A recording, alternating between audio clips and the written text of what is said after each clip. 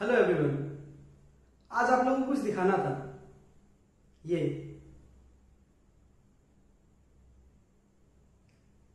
कहीं देखा आपने इसे? जी हाँ, ये आपके फैन का कंडेंसर है। और ये करता क्या है? देखिए, एक कॉमन प्रॉब्लम से हम लोग गुजर चुके हैं, आप भी और मैं भी। आपका तो पता नहीं, कम से कम मैं तो इस प्रॉब्लम से गुजर चुका हूं। और वो प्रॉब्लम ये है कि हम लोग कभी कभी फैन का स्विच ऑन करते हैं और फैन घूमता नहीं है। तब हम लोग क्या करते हैं, एक डंडा लेके जाते हैं और फैन को यूं हल्का सा धक्का देते हैं और फैन घूमने लग जाता है। तब टेक्नीशियन को बुलाते हैं हम लोग और टेक्नीशियन कहते हैं कि आपके फैन का कंडेंसर खराब हो चुका है। तो जी हाँ, ये कंडेंसर हमारे फैन को स्टार्ट करने का काम करता है। ये कैसे करता है, इस वीडियो में हम लोग वही देखेंगे। तो सबसे पहले इस कंडेंसर का एक्चुअल नाम जान लेंगे। इस कंडेंसर को एक्चुअल में बोलते हैं कैपेसिटर।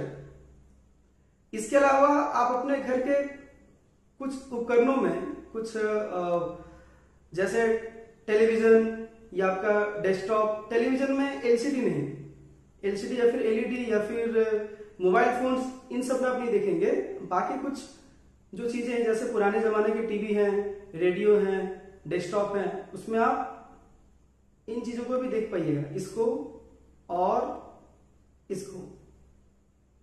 तो ये तीनों एक ही बिरादरी की चीजें हैं और तीनों को हम लोग कहते हैं कैपेसिटर।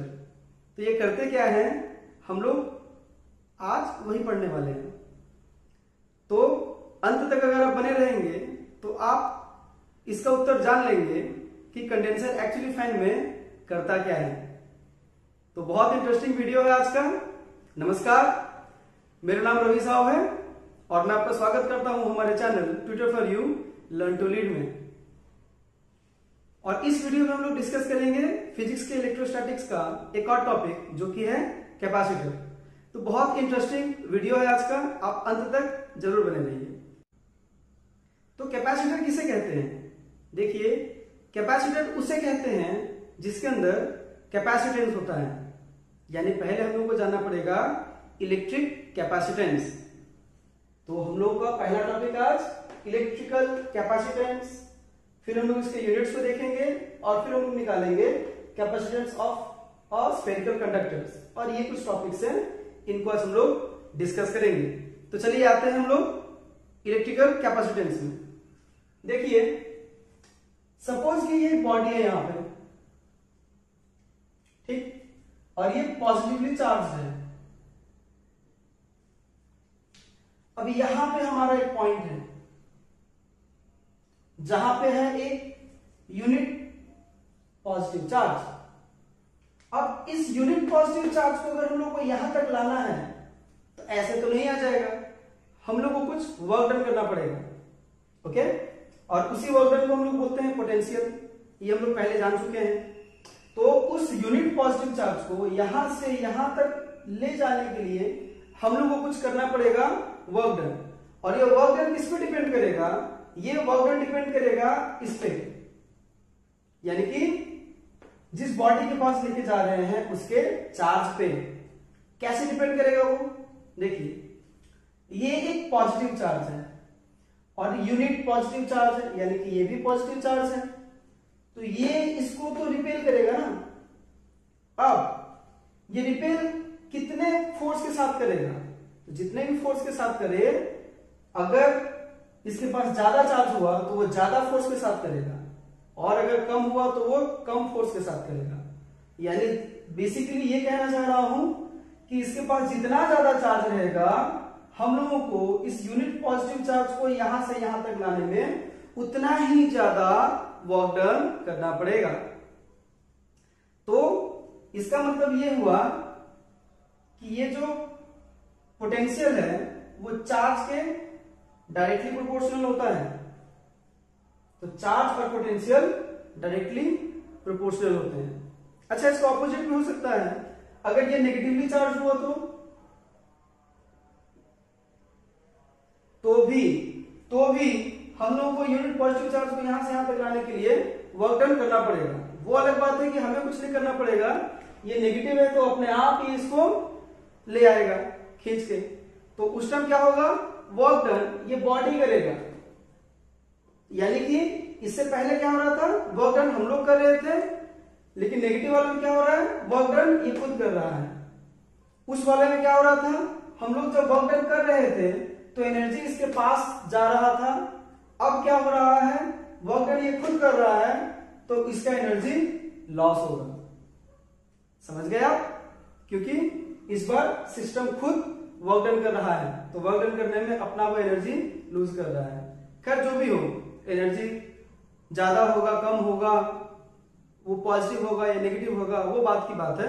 हम लोग को ये जानना है कि ये जो चार्ज है वो पोटेंशियल के डायरेक्टली प्रोपोर्शनल होता है, या बोलेंगे पोटेंशियल जो है वो चार्ज के डायरेक्टली प्रोपोर्शनल होता है। दोनों ही बातें एकदम करेक्ट है, ठीक है। अब देखिए,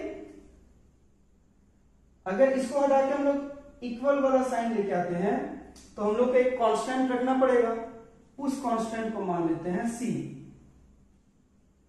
तो हो गया Q equal to CV, curriculum vitae नहीं,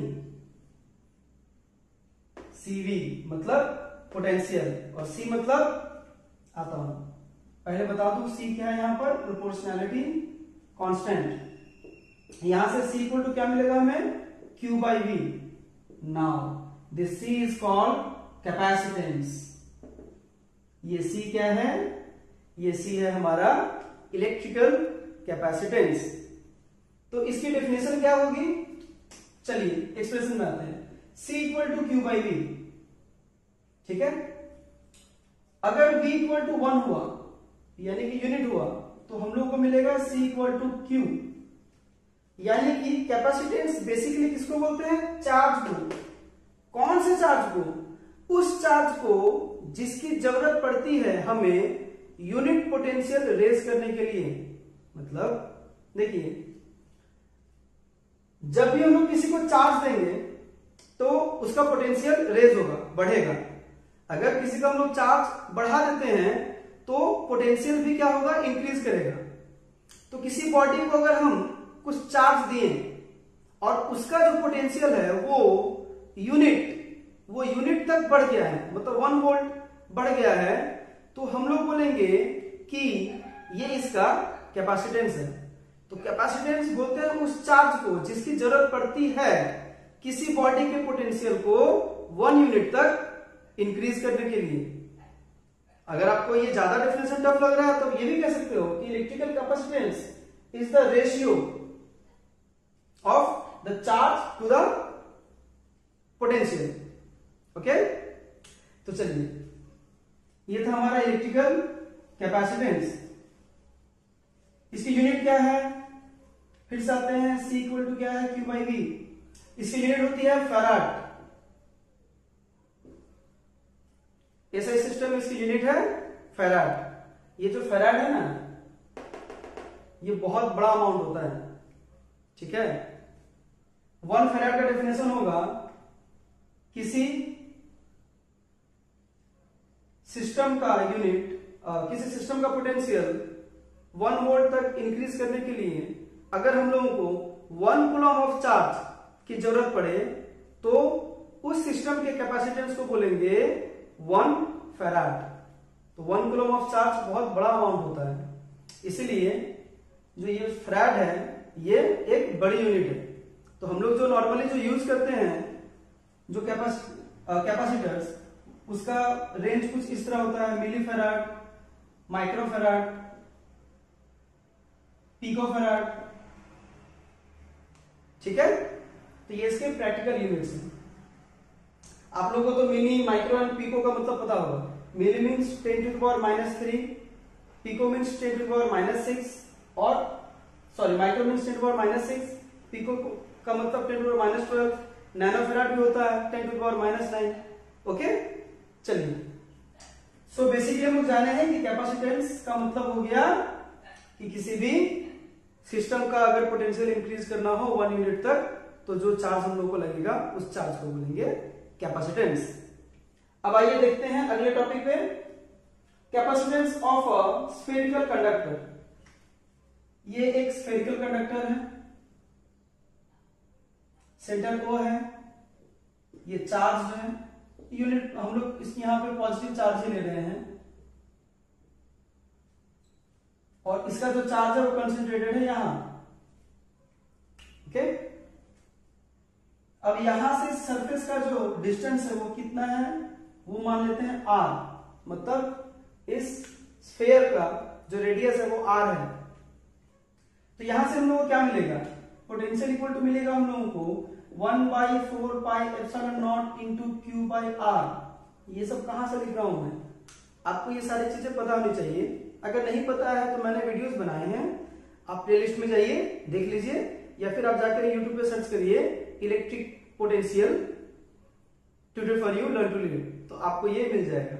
ठीक है, आप उसे देख लो एक बार, ताकि आपका कॉन्सेप्ट एकदम क्रिस्टल क्लियर हो सके। और अगर आप उसको नहीं देखे हैं लेकिन आपका क्लियर कॉन्सेप्ट है पूरा, तो भी आप देखिए, कोई प्रॉब्लम नहीं है, आपको पूरा समझ में आ जाएगा। चलिए, तो v इक्वल टू ये मिला, हम लोग को क्या पता है c equal to Q by V होता है।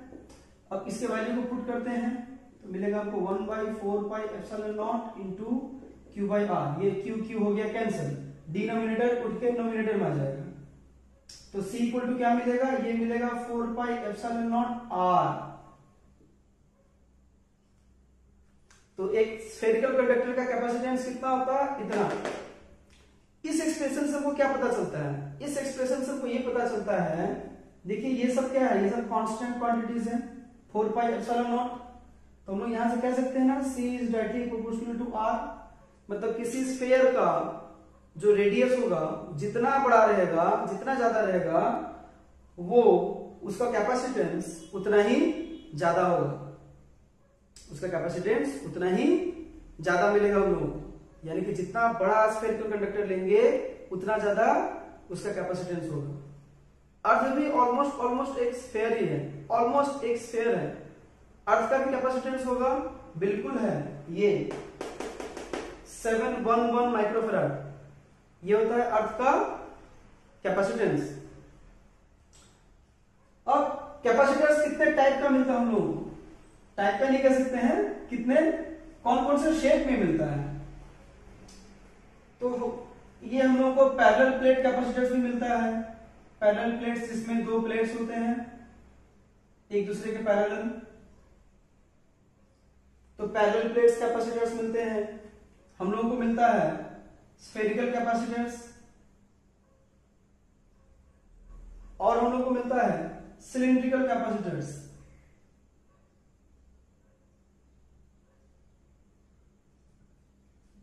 ये काम कैसे करता है, चलिए देख लेते हैं, शायद नेक्स्ट टॉपिक वही है हमारा, प्रिंसिपल ऑफ कैपेसिटेंस। देखिए इसका प्रिंसिपल क्या है। सपोज कि हमने एक प्लेट लिया, प्लेट मतलब वो मिठाई खाने वाला प्लेट नहीं, बिरयानी खाने वाला प्लेट नहीं, ये वाला प्लेट।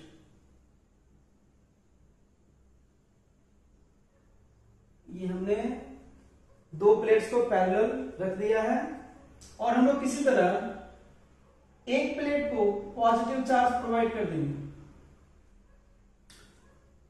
एक प्लेट को हम लोग क्या करेंगे, पॉजिटिव चार्ज प्रोवाइड कर देंगे, तो क्या होगा, तो ये जो दूसरा प्लेट है उसके नियर एंड में नेगेटिव चार्ज जनरेट होगा, और ऑपोजिट वाले फेस में पॉजिटिव चार्ज जनरेट हो जाएगा।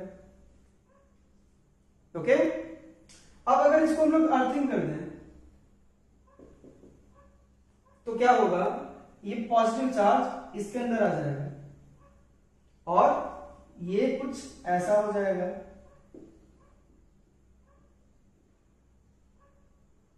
सिर्फ नेगेटिव चार्ज के साथ ये रह जाएगा। तो ऐसे में क्या होगा, ऐसे में इम्बैलेंस क्रिएट होगा। देखिए समझिए बात को, जितना पॉजिटिव चार्ज यहां उतना ही नेगेटिव चार्ज यहां जनरेट हुआ है, और उतना ही ऑपोजिट फेस में पॉजिटिव चार्ज। अगर ये कम पड़ गया तो यहां क्या हो जाएगा, सिर्फ नेगेटिव चार्ज बचेगा, और एक इम्बैलेंस होगा यहां पे, क्योंकि यहां का चार्ज जो है वो कम हो जाएगा। तो फिर क्या होगा, फिर यहां से चार्जेस इसमें इंड्यूस होंगे, ठीक है, और इसमें क्या होगा, पॉजिटिव चार्ज और ज्यादा बढ़ जाएगा। यानी कि इसका चार्ज बढ़ा तो इसका पोटेंशियल भी बढ़ा, रेज हुआ। अगर किसी का चार्ज बढ़ेगा तो पोटेंशियल भी बढ़ जाएगा। तो इसको बैलेंस करने के चक्कर में यहां का चार्ज यहां इंड्यूस हुआ तो इसमें नेगेटिव चार्ज क्या हुआ, ज्यादा हो जाएगा, तो यहां पे पॉजिटिव चार्ज ज्यादा मिलेगा उनको, क्योंकि नेट चार्ज तो हम लोगों को क्या मिलता है, जीरो मिलता है। किसी भी सिस्टम का नेट चार्ज जो होता है वो क्या होता है, जीरो होता है। मैंने अपने पहले वीडियो में ही इस बात को एकदम क्लियर कर दिया है कि before sharing and after sharing charges zero होते हैं। किसी भी सिस्टम का जो नेट चार्ज होता है वो हमेशा क्या होता है, जीरो होता है। अगर वो चार्ज नहीं हो तो, एक्स्ट्रा चार्ज कहीं से ला के नहीं दिए तो देखिए यहां पे क्या हो रहा है, तो पॉजिटिव चार्ज यहां पे ज्यादा फिर जनरेट हुआ है तो पोटेंशियल भी क्या हो रहा है, ज्यादा इसमें मिल रहा है। तो पोटेंशियल अगर इंक्रीज हो रहा है इसका मतलब क्या हो रहा है, इसका कैपेसिटेंस बढ़ रहा है। ठीक है, तो ये था हमारा कैपेसिटर। अब जो हमारा नेक्स्ट टॉपिक है वो है charging and discharging of capacitance. इस टॉपिक को अगर मैं बताऊंगा तो आपको और भी ज्यादा जो है वो चीजें क्लियर होंगी। तो चलिए आते हैं charging and discharging process. Again the same thing, दो प्लेट ले लेंगे हम लोग। फिर से कहना चाहूंगा खाने वाला नहीं, जिसमें खाना खाते हैं वो वाला प्लेट नहीं, ये इस शेप का प्लेट्स ले लेंगे हम लोग। दोनों प्लेट को कनेक्ट कर देंगे एक बैटरी से, इसको पॉजिटिव टर्मिनल से और दूसरे को नेगेटिव टर्मिनल से। तो क्या होगा, यहां पे हम लोग को मिलेगा पॉजिटिव चार्ज। चलिए दो तरह से समझते हैं इस चीज को। ठीक है, सबसे पहले तो इसके जो चार्ज रहेगा यहां पॉजिटिव और यहां क्या होगा, नेगेटिव जनरेट होगा। ठीक है, अब ये पॉजिटिव नेगेटिव एक दूसरे को अट्रैक्ट करना चाहेंगे तो क्या होगा, तो होगा ये कि आउटर फेस पे चार्ज नहीं रह करके इनर फेस पे आ जाएगा। इसके इनर फेस पे, इसका आउटर फेस पे कोई चार्ज नहीं, इसका आउटर फेस पे कोई चार्ज नहीं, सिर्फ इनर फेस पे चार्ज रह जाएगा। ऐसा कैसे हुआ, देखिए पहला चीज तो ऐसा समझ सकते हैं कि यहां पॉजिटिव चार्ज दिए तो नेगेटिव चार्ज यहां इंड्यूस हो गया, ऐसे समझ सकते हैं। और ऑपोजिट साइड में जो पॉजिटिव चार्ज जनरेट हुआ उसको इस नेगेटिव चार्ज ने क्या किया, अट्रैक्ट कर लिया। ये जो नेगेटिव टर्मिनल है उसको इस पॉजिटिव चार्जेस को अट्रैक्ट कर लिया गया। ठीक है, या फिर इस चीज को हम लोग दूसरे तरीके से भी समझ सकते हैं। देखिए ये कंडक्टर्स हैं, दोनों जो प्लेट्स हैं वो इंसुलेटर यूज नहीं कर रहे, हम लोग कंडक्टर यूज कर रहे हैं, और कंडक्टर्स के अंदर रहता है फ्री इलेक्ट्रॉन्स। ओके, अब जैसे ही इसको पॉजिटिव टर्मिनल प्रोवाइड करेंगे तो क्या होगा, इलेक्ट्रॉन्स यहां से निकल के इस प्लेट तक पहुंचेगा। इलेक्ट्रॉन्स इस प्लेट से निकल के इस प्लेट तक पहुंचेगा। अब इलेक्ट्रॉन अगर यहां से यहां चला गया, इसके पास अगर इलेक्ट्रॉन मिला तो ये नेगेटिव चार्ज यहां जनरेट हो जाएगा, नेगेटिवली चार्ज हो जाएगा। और यहां से इलेक्ट्रॉन निकल गया है तो यहां पर पॉजिटिव चार्ज क्रिएट हो जाएगा। तो इस तरह से क्या देख रहे हैं हम लोग कि चार्जेस एक प्लेट से दूसरे प्लेट में ट्रांसफर हो रहे हैं। तो चार्जेस जब एक प्लेट से दूसरे प्लेट में अगर ट्रांसफर होंगे तो क्या होगा, तो एक वर्क डन होगा, है ना, और वो वर्क डन एनर्जी की तरह इन प्लेट्स में स्टोर हो जाएगा। फिर से समझिएगा, इलेक्ट्रॉन्स एक प्लेट से निकल के दूसरे प्लेट तक पहुंचा है और ऐसा करने में एक वर्क डन लगा होगा। ठीक है, यही वर्क डन एनर्जी बनके यहां स्टोर हो जाता है। तो कैपेसिटर बेसिकली क्या करता है, अगर हम लोग एक एक कैपेसिटर को देखेंगे तो हम लोग देखेंगे कि चार्ज को स्टोर कर रहा है। ठीक है, ये क्या कर रहा है, चार्ज ले रहा है अपने अंदर।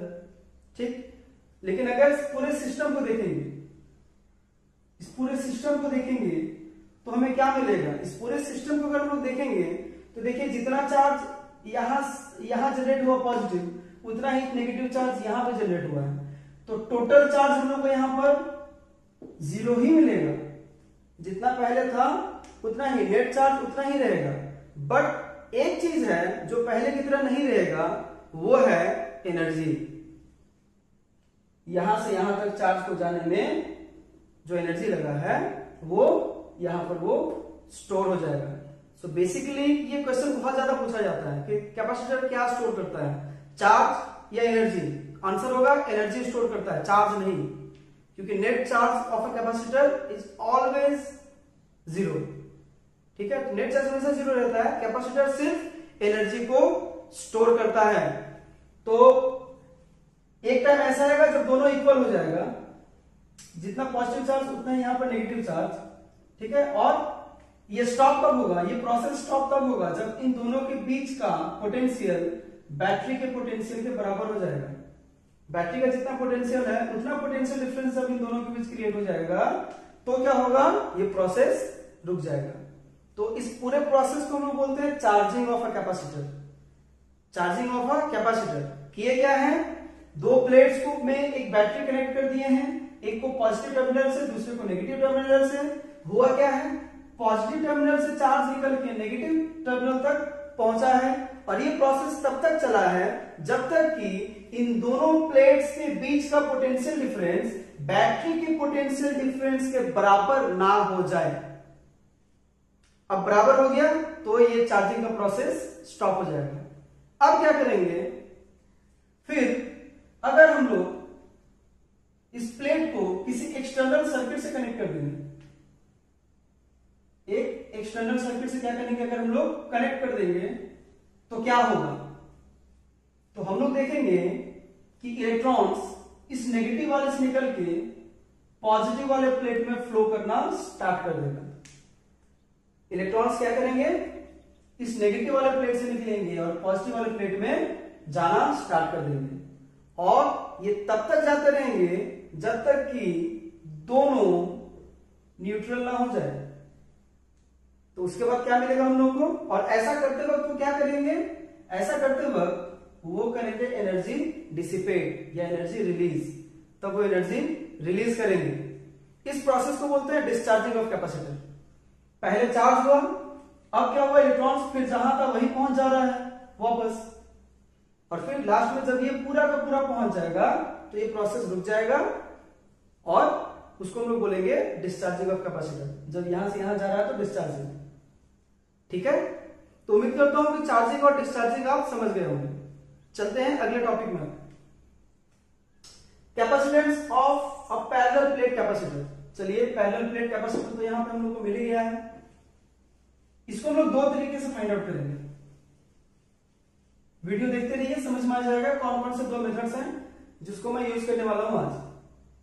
देखिए, ये दो प्लेट्स हम लोग ले लेते हैं। मेरे डायग्राम बहुत अच्छे होते हैं, थोड़ा आप एडजस्ट कर लेना।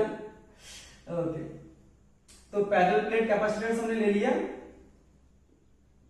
एक में पॉजिटिव चार्ज, दूसरे में नेगेटिव चार्ज। ओके, चलिए इसको इसी में शो कर देते हैं। ठीक है, इन दोनों का चार्ज सेम रहता है तो सरफेस चार्ज डेंसिटी भी दोनों का सेम होगा। तो दोनों का हमने सिग्मा मान लिया है, सरफेस चार्ज डेंसिटी। इन दोनों के बीच का जो डिस्टेंस है उसको हमने डी मान लिया। ठीक है, इलेक्ट्रिक फील्ड का डायरेक्शन इस तरफ, फ्रॉम पॉजिटिव टू नेगेटिव। अब देखिए, तो हम लोगों को पता है कि जो इलेक्ट्रिक इंटेंसिटी होता है वो पोटेंशियल बाय डिस्टेंस होता है। ओके, इलेक्ट्रिक इंटेंसिटी ग्रेडियंट होता है पोटेंशियल का, मतलब पोटेंशियल बाय डिस्टेंस होता है। तो यहां से हम लोग को V इक्वल टू क्या मिलेगा, E इंटू डी। और हम लोग को क्या पता है, हम लोग पिछले वीडियो में फाइंड आउट किए थे कि दो इस तरह के अगर प्लेट्स रहेंगे, दो शीट रहेंगे, या प्लेट्स भी तो शीट्स हैं, शीट ऑफ चार्ज। तो दो शीट अगर रहेंगे तो क्या होगा, उसका जो पोटेंशियल होगा वो होगा हमारा sigma bye epsilon not. Sigma bye epsilon not, और ये रहा डी पहले से। अब सिग्मा के प्लेस पे क्या लिख सकते हैं हम लोग? सिग्मा के प्लेस पे हम लोग लिख सकते हैं क्यू बाई ए। तो सिग्मा के प्लेस पे हम लोग लिख देंगे क्यू बाई ए, और पहले से एप्सिलॉन नॉट है इंटू डी। तो हम लोग को यहां से पोटेंशियल कितना मिल रहा है? Q by A, Q D by A E not. ये मिला हम लोग को यहां से पोटेंशियल। तो कैपेसिटेंस क्या हो जाएगा? तो हमारा कैपेसिटेंस हो जाएगा, हम लोग को पता है कैपेसिटेंस मतलब क्यू बाई वी, ये हो जाएगा Q by Q D by A epsilon not. ये एप्सिलॉन नॉट ऊपर चला जाएगा, क्यू क्यू कैंसिल हो जाएगा। तो हम लोग को यहां से क्या मिला? यहां से मिल रहा है, चलिए नीचे लिख देता हूं। तो यहां से हम लोग को मिल रहा है C equal to A epsilon naught by D. A epsilon naught by D. देखिए इस एक्सप्रेशन में ये जो ए है वो एरिया है, यानी हम लोग देख रहे हैं कि प्लेट का एरिया जितना ज्यादा होगा कैपेसिटेंस उतना ही ज्यादा होगा, और डिनोमिनेटर में है डी, मतलब इन दोनों के बीच का जो डिस्टेंस है वो जितना ज्यादा होगा कैपेसिटर उतना ही, माफ कीजिएगा, कैपेसिटेंस उतना ही कम होगा। तो अगर हम लोग बोलेंगे कि अच्छा कैपेसिटर किसको बोलते हैं, तो अच्छा कैपेसिटर उसको बोलेंगे ऑब्वियसली पैरेलल प्लेट कैपेसिटर्स के लिए। तो अच्छा पैरेलल प्लेट कैपेसिटर उसको बोलेंगे जिसके प्लेट्स का एरिया ज्यादा है और दोनों प्लेट्स के बीच का जो डिफरेंस है वो कम है। अब हम लोग पैरेलल प्लेट कैपेसिटर के कैपेसिटेंस को फाइंड आउट करेंगे किसी दूसरे तरीके से, और वो तरीका होगा बाय यूजिंग गॉसेस फिल्म। तो हमने यहां पर दो प्लेट्स ले लिए, एक पॉजिटिवली चार्ज और एक नेगेटिवली चार्ज। एक बात हम लोग को एकदम क्लियर होना पड़ेगा, एक नहीं दो बातों में हमें क्लियर होना है। सबसे पहले तो जितना पॉजिटिव चार्ज इसमें है उतना ही नेगेटिव चार्ज इसमें है, और दोनों का एरिया सेम है। तो ये जो सिग्मा है मतलब सरफेस चार्ज डेंसिटी जो है वो दोनों का इक्वल होगा। दूसरी बात, चार्ज जो है वो दोनों के इनर सरफेस पे रिसाइड करेगा, मतलब अगर ये प्लेट है तो इस तरफ कोई चार्ज नहीं रहेगा, इस तरफ होगा due to force of attraction. Okay, तो इसके इनर साइड में है चार्ज और इसके इनर साइड में, आउटर साइड में कुछ नहीं, इसका भी आउटर साइड में कोई चार्ज नहीं। अब हम लोग क्या करेंगे, एक गॉसियन सरफेस ले लेंगे, एक सिलिंड्रिकल गॉसियन सरफेस हम लोग इस प्लेट पे ले लिए हैं, और इस गॉसियन सरफेस का जो हिस्सा इस प्लेट में आता है वो कुछ ये हुआ। अच्छा, चार्ज कितना है इसका Q, तो इस गॉसियन सरफेस में जो हिस्सा आएगा प्लेट का, उस हिस्से का चलिए हम लोग मान लेते हैं, उस हिस्से का एरिया है S। ओके, तो यहां पे इस S एरिया में टोटल चार्ज कितना होगा, तो टोटल चार्ज होगा सिग्मा इंटू एस, समझिए सिग्मा इंटू एस क्यू। इसका सरफेस चार्ज डेंसिटी है sigma. Surface charge density means unit area में कितना चार्ज है, तो यूनिट एरिया में जितना चार्ज है उसको अगर हम लोग गॉसियन सरफेस के एरिया से मल्टीप्लाई कर देंगे तो गॉसियन सरफेस के एरिया में कितना चार्ज है वो हम लोगों को पता चल जाएगा। अब इस सिग्मा के प्लेस पे हम लोग रख देंगे Q बाई ए, तो हमें यहां मिलेगा Q into S by A. ये हो जाएगा हमारा इसके अंदर का चार्ज। ओके, अब गॉसेस थ्योरम यहां पे अप्लाई करेंगे तो हमें मिलेगा phi equal to closed surface integral of E dot ds equal to charge by epsilon nought. तो चार्ज क्या है Q by A into S by epsilon nought. अब यहां पे हमारा फ्लक्स का कोई काम नहीं है, चलिए यहां देखते हैं। अब देखिए इसका जो एरिया वेक्टर होगा वो क्या होगा, देखिए गॉसियन सरफेस यहां पे है इस प्लेट पे, तो इसका एरिया वेक्टर क्या होगा, हमें पता है एरिया वेक्टर हमेशा सरफेस के परपेंडिकुलर होता है। तो ये डायरेक्शन होगा हमारे यहाँ के एरिया वेक्टर का, मतलब ये होगा इस तरफ ds। ये तो एरो में डायरेक्शन के लिए नहीं, बस बताने के लिए कि एस इसका है एरिया, वो बताने के लिए मैंने एरो दिया है, ये कोई डायरेक्शन बताने के लिए नहीं है। और इलेक्ट्रिक फील्ड का डायरेक्शन भी इधर फ्रॉम पॉजिटिव टू नेगेटिव। तो हम लोग देख रहे हैं कि ds और E दोनों के बीच का जो एंगल है वो क्या है, वो है 0 डिग्री। तो यहां से हमें मिलेगा E ds cos 0 degree that equal to QS by A epsilon nought. तो यहां से हमें क्या मिल जाएगा, E और ये ds का होगा इंटीग्रेशन, तो हो जाएगा वो S, ES equal to QS by A epsilon nought. तो यहां से हम लोगों को E इक्वल टू मिलेगा Q by A epsilon nought. तो यहां से पोटेंशियल इक्वल टू हो जाएगा V equal to E into D. तो हमें पोटेंशियल इक्वल टू मिलेगा इसके प्लेस पे Q by A epsilon naught into D, मतलब QD by A epsilon nought. अब C इक्वल टू हमें पता है Q बाई V, तो Q बाई V के प्लेस पे QD by A epsilon not, ये Q हो जाएगा कैंसल, और हमें ये V नहीं यहाँ पे होगा ओनली QD। तो हमें यहाँ पे C इक्वल टू मिल जाएगा A epsilon naught by D। तो चलिए हमने गॉसेस थ्योरम को यूज करके भी इसे फाइंड आउट कर लिया है। तो ये था हमारा कैपेसिटेंस का वैल्यू। तो आते हैं अब उस क्वेश्चन की तरफ कि ये कंडेंसर फैन में काम कैसे करता है। तो जैसे कि मैंने पहले कहा था वीडियो के स्टार्टिंग में ही कि ये फैन को स्टार्ट करने के काम में आता है। देखिए किसी भी चीज को स्टार्ट करना बहुत डिफिकल्ट होता है। आप अगर पढ़ाई करने वाले हैं तो उसको स्टार्ट करना कितना मुश्किल है वो आपसे अच्छा कोई नहीं जानता है, राइट। कोई बिजनेस स्टार्ट करना चाहते हैं तो बिजनेस स्टार्ट करना कितना मुश्किल होता है। उसी तरह घर में अगर एक टेबल को एक जगह से दूसरी जगह तक आपको अगर मूव कराना है, भारी टेबल है, तो उसको स्टार्टिंग में पुश करना बहुत मुश्किल होता है, बहुत डिफिकल्ट होता है। वो स्टार्टिंग में बहुत ज्यादा फोर्स लगता है, उसके बाद तो फिर वो थोड़ा सा फोर्स लगा के भी आराम से मूव होने लगता है। तो चलिए देखते हैं कि ये हेल्प कैसे करता है। तो इसका प्रोसेस समझने के लिए पहले हम लोग इसके स्ट्रक्चर में जाना पड़ेगा। तो देखिए ये एक सिलिंड्रिकल कैपेसिटर है,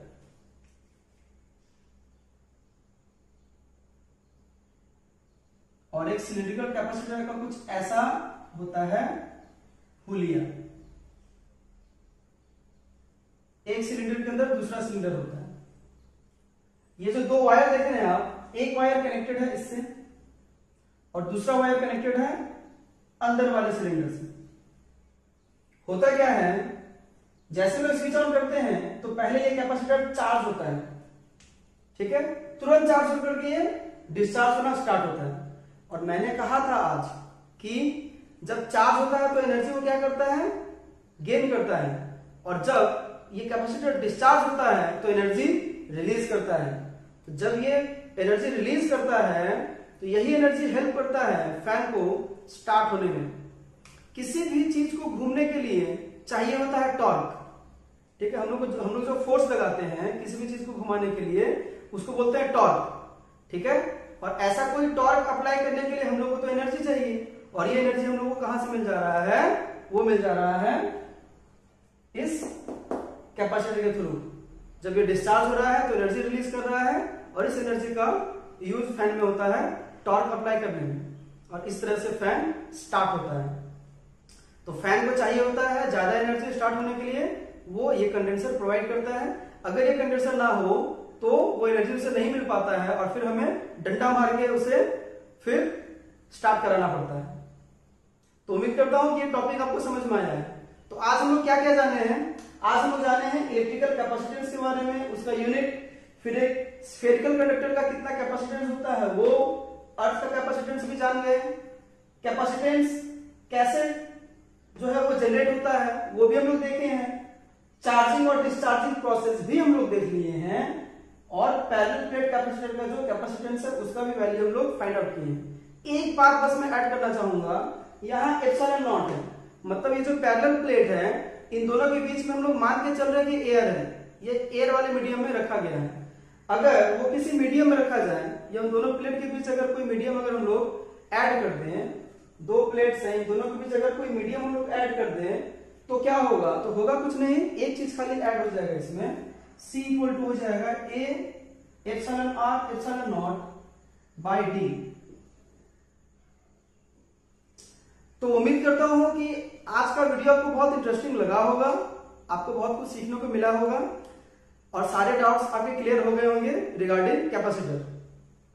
तो अगर ऐसा है तो आप हमारे वीडियो को लाइक कर दो जल्दी से, कमेंट सेक्शन में बताइए कि वीडियो आपको कैसा लगा और बाकी लोगों के साथ भी आप शेयर करिए ताकि बाकी लोग भी इसका फायदा उठा सकें।